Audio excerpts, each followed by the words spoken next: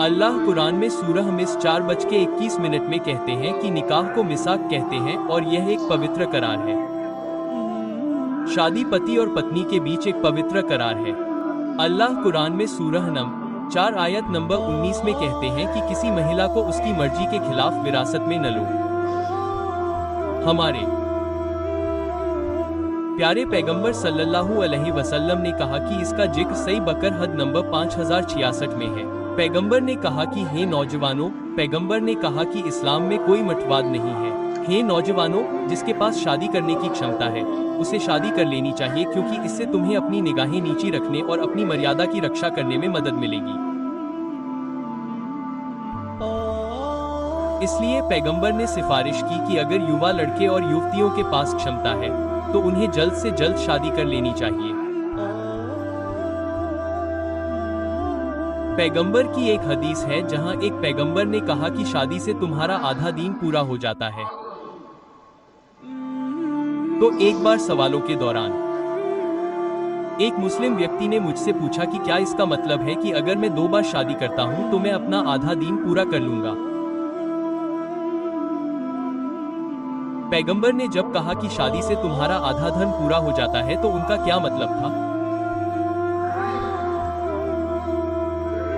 अगर तुम शादी करते हो तो तुम व्यभिचार, अवसर, समलैंगिकता जैसे कई फितनों से बच जाते हो जो दुनिया की आधी बुराई है। अगर तुम शादी करते हो तभी तुम्हें पति या पत्नी बनने का मौका मिलता है। अगर तुम शादी करते हो तभी तुम्हें पिता या माँ बनने का मौका मिलता है, जो इस्लाम में बहुत महत्वपूर्ण कर्तव्य है। इसलिए अगर तुम शादी करते हो तो तुम्हें आधे अवसर और कर्तव्य मिलते हैं और तुम बहुत से पापों से बच जाते हो।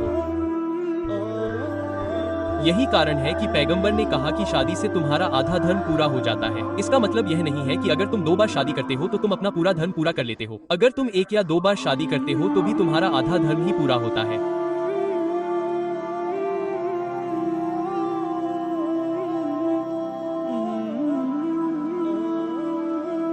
इस्लाम में हम औरत को गृहिणी नहीं कहते। इस्लाम में एक औरत को घर से शादी करके गृहिणी नहीं कहा जाता। तुम जानते हो, एक पेशा गृहिणी का होता है। इस्लाम में हम उन्हें गृहिणी कहते हैं क्योंकि वे अपना घर बनाती हैं।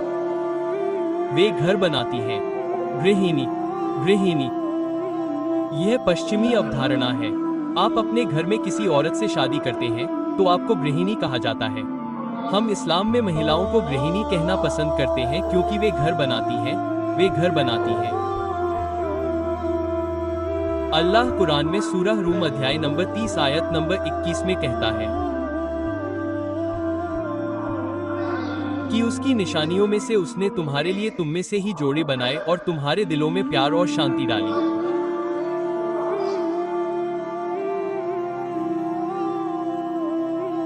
अल्लाह ने पति और पत्नी के दिलों में प्यार और शांति डाली है।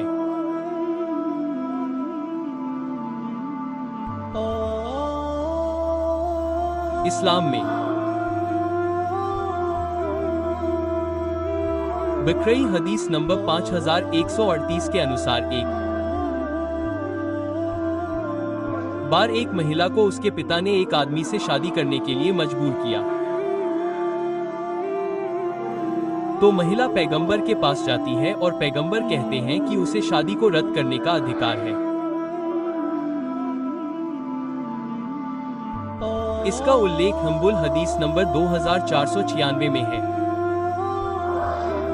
माजा 1873 की एक और हदीस में कहा गया है कि महिला पैगंबर के पास दूसरी मुस्लिम महिला को यह दिखाने के लिए गई थी कि एक पिता उसे देने के लिए मजबूर नहीं कर सकता, लेकिन उसने शादी जारी रखी। उसे कोई ऐतराज नहीं था, लेकिन वह दूसरी मुस्लिम औरत को ये दिखाना चाहती थी कि इस्लाम में